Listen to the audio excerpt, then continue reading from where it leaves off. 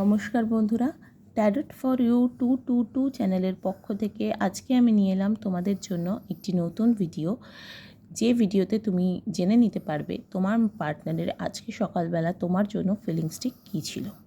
ঠিক আছে, চলো দেখে নিই তোমার জন্য তোমার পার্টনারের আজকে সকালবেলা ফিলিংস ঠিক কী ছিল। ট্রু ডিপেস্ট ফিলিং আজকে তোমার পার্টনারের সকালবেলা ঠিক কী ছিল। তো বন্ধুরা, যারা এখনও আমার চ্যানেলটি সাবস্ক্রাইব করোনি, নতুন দেখছো, তারা প্লিজ সাবস্ক্রাইব করো এবং যারা দেখছো তারা প্লিজ লাইক কমেন্ট করে আমাকে জানিও যে তোমাদের রিডিংগুলো কেমন লাগছে।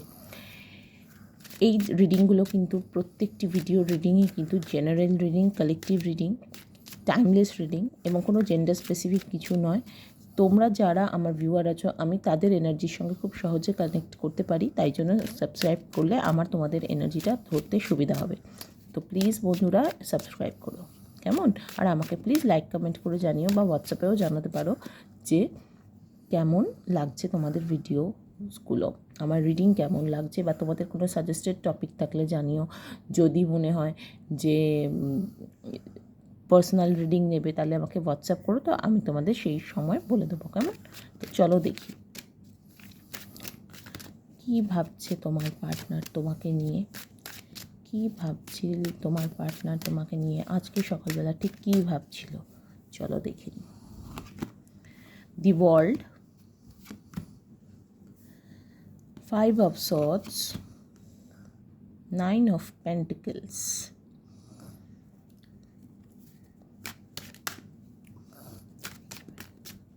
আর কি ভাবছিল, এমপ্রেস, আচ্ছা,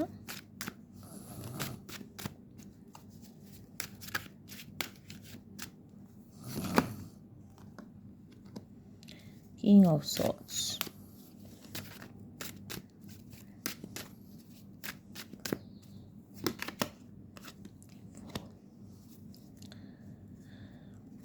five of Cups, 6 of Pentacles. তো বন্ধুরা, এখানে আমি মোটামুটি যা দেখছি যে এয়ার এনার্জি ভীষণভাবেই রয়েছে, আর্থ এনার্জি রয়েছে, আর্থ সাইনের এনার্জি রয়েছে, অর্থাৎ টরাস, ভার্গো, ক্যাপ্রিকর্ন। আর এয়ার সাইন মানে যেমনি লিব্রা, অ্যাকুয়ারিয়াস আমি দেখতে পাচ্ছি। এছাড়া দেখতে পাচ্ছি এখানে কিন্তু আর্থ সাইন আর এয়ার সাইনেরই আমি মানে ভীষণভাবে প্রাধান্য দেখতে পাচ্ছি। তো বন্ধুরা, তোমার পার্টনার কিন্তু তোমার সঙ্গে স্টেবিলিটির কথা ভাবছিল ভীষণভাবে, যে তুমি তার জীবনের ভীষণ স্টেবল একটা সম্পর্ক, বলা যেতে পারে গোটা দুনিয়াটাই তুমি, সেটা সে বুঝতে পারছিল। কিন্তু তার সঙ্গে তার একটা মানসিক দ্বন্দ্বও চলছিল তোমাকে নিয়ে। ঠিক আছে, কি মানসিক দ্বন্দ্ব? না মানে তুমি ভীষণ প্র্যাকটিক্যাল এবং লজিক্যাল, মানে ইমোশনসটা হয়তো তোমার মধ্যে একটু কম, এটা আমি দেখতে পাচ্ছি কিছু জনের জন্য। আবার কিছু জনের মধ্যে তোমার পার্টনারেরই এত ইগো বা কিছু, মানে সে সবসময় ভাবছে যে তুমি তো সেলফ সাফিসিয়েন্ট, তুমি সবটাই পারবে, এবং সম্ভবত তোমার সঙ্গে কিছু মানে মনোমালিন্যতার হয়েছে, যেটা নিয়ে সে কিন্তু বেশ মানে তোমাকে মিসও করছে, যে এটা বোধহয় না হলেও পারতো, এইটুকু বোধহয় না হলেও হতো, মানে এই ঝগড়াঝাটিটার কোনো দরকার ছিল না, এরকম একটা মিসিং এনার্জিও কিন্তু তোমাকে নিয়ে রয়েছে। এবং আমি এখানে কিন্তু কিছু মানে ভিউয়ার্সকে দেখতে পাচ্ছি যারা ম্যারিড, বা যারা মানে ম্যারেজের কথা ভাবছো বা কিছু, যেহেতু তোমার পার্টনার তোমাকে গোটা ওয়ার্ল্ড হিসেবেই, নিজের দুনিয়া, গোটা দুনিয়া হিসেবেই দেখে, সে কিন্তু তোমার সঙ্গে ম্যারেজের কথা ভাবছে, তোমাকে সে তার লাকি চার্ম ভাবে, এবং সে তোমাকে তার মানে সন্তানের মা হিসেবে কল্পনা করছে, বুঝতে পেরেছো? তো কাজেই মানে সেই জায়গাটা থেকে কিন্তু সে তোমার জন্য যথেষ্ট ভালো কিছুই ভাবে। আবার কিছু জনের এখানে দেখছি একটা মাদার ইস্যু রয়েছে, মানে সম্ভবত সে তোমাকে গোটা দুনিয়া ভাবছে ঠিকই, কিন্তু দিকে মাও মানে তার কাছে একটা ফিগার, এবং মায়ের দিক থেকে হয়তো সে কোনো বাধা ফিল করছে বা কিছু, মানে হয়তো উনি মেনে নিচ্ছেন না বা এটা আমি দেখতে পাচ্ছি। তো কাজেই সেই জন্যই সেইগুলো নিয়ে তার কিন্তু ভীষণ মানসিক দ্বন্দ্ব চলছে। কিন্তু যত দ্বন্দ্বই চলুক, সে কিন্তু নিজের ইগো, রাগ, জেদ বেশ বজায়ও রাখছে বা কিছু, এবং তুমিও যে সেই জায়গাটা এখন অ্যাচিভ করে ফেলেছো, তুমি ভীষণ লজিক্যাল প্র্যাকটিক্যাল হয়ে ভাবছো, সেটাও কিন্তু সে জানে যে ইগোর লড়াই যদি হয় সেই কিন্তু পারবে না তোমার সাথে, সে তুমিই কিন্তু জিতে বেরিয়ে যাবে, সেটাও সে জানে। কারণ তুমি মানুষটা কিন্তু ভীষণ সেলফ সাফিসিয়েন্ট এবং যখন তখন রিস্ক নেওয়ার ক্ষমতা তুমি রাখো এবং ভীষণ অ্যাডভেঞ্চার প্রিয় তুমি, নতুন করে লাইফ কিন্তু তুমি শুরু করবে। এবং আমি এখানে দেখতে পাচ্ছি সম্ভবত বেশিরভাগেরই এক্ষেত্রে একটা সাইকেল শেষ হয়ে গেছে। মানে হতে পারে তোমাদের সম্পর্কটা হয়তো এই রাগ যে দিগো এইসব করে করেই শেষ হয়ে গেছে এবং তুমি কিছুদিন হয়তো সিঙ্গেলও ছিলে, ঠিক আছে, সিঙ্গেল ছিলে এবং ভালো ছিলে, যেটা ভীষণভাবে প্রয়োজন। হ্যাঁ, হতেই পারে সম্পর্ক ব্রেকআপ হয়ে গেছে, কিন্তু তার মানে কেঁদে মরবো এই এনার্জিটা একদমই আমি মানে পছন্দ করি না। কী করা যাবে, নেই আর কি করা যাবে, কারণ দুদিক থেকে সম্পর্ক না হলে এক হাতে তো আর তালি বাজবে না। তো কাজেই তুমি সেলফ সাফিসিয়েন্ট, তুমি নিজের মতন ভালো ছিলে, তোমার পার্টনার ভেবেছিল তুমি হয়তো তার কাছে গিয়ে কেঁদে কেঁদে বলবে না না সম্পর্ক থাক।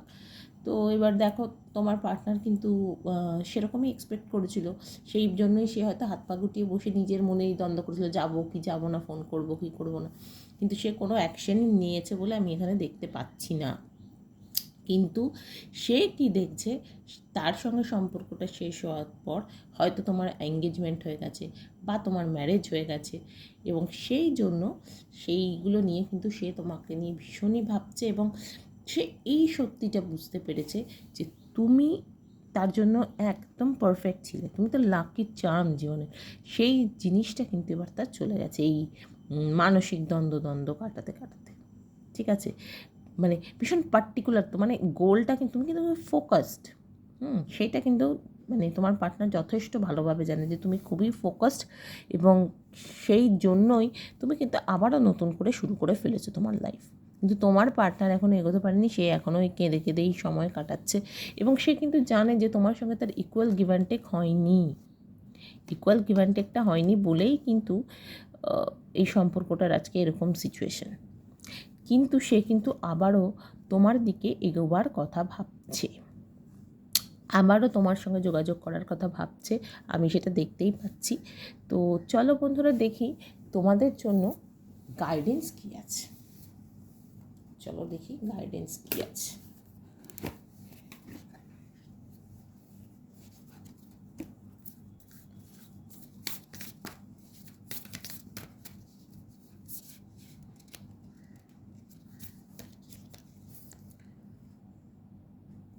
Surrender to the divine. তো বন্ধুরা আমি এখানে দেখতে পাচ্ছি তোমার এই সম্পর্কের ভবিষ্যৎ তোমাকে ডিভাইনের হাতে সারেন্ডার করা ছাড়া আর কোনো উপায় নেই। এটাই এঞ্জেলদের নির্দেশ, এটাই মুনের তরফ থেকে তোমার, কারণ মুন আমাদের ইমোশনকে কন্ট্রোল করে, তাই না?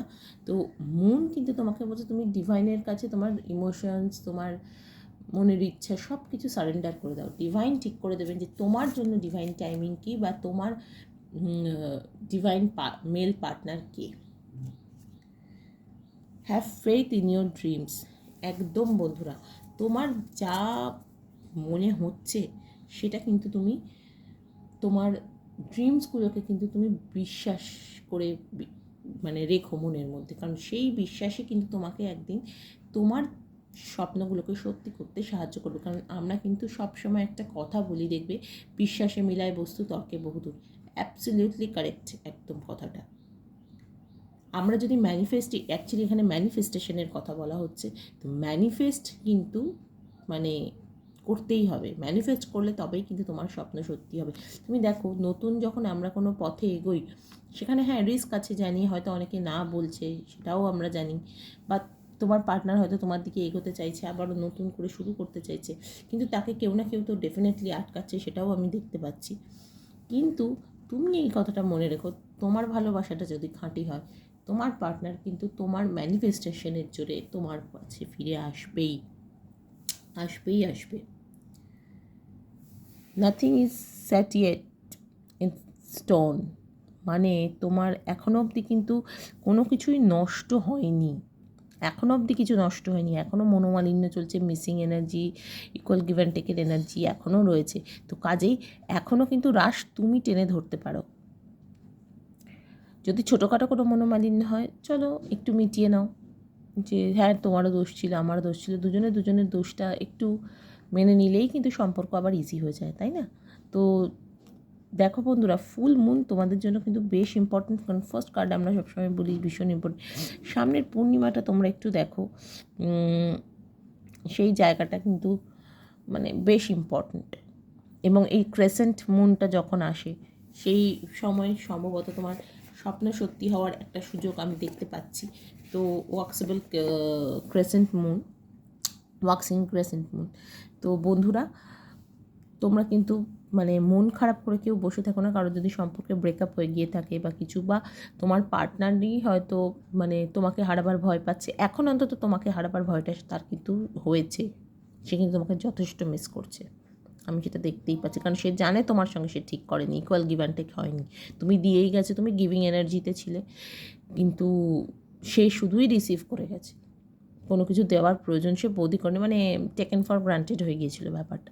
তো যাই হোক, সেই জায়গা থেকে আমি এইটুকু বলতে পারি, এখন সেই পরিস্থিতি কিন্তু বদলাচ্ছে। নিজের স্বপ্নের উপর ভরসা রাখো, ম্যানিফেস্ট করো, চাইলে তোমরা অনেকেই হোপোনোপোনো প্রেয়ার করতে পারো, তাতে সম্পর্ক খুব মানে তাড়াতাড়ি সেই রিকভারিটা হয়।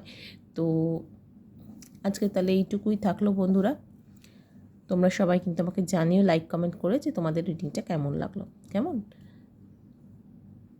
টাটা।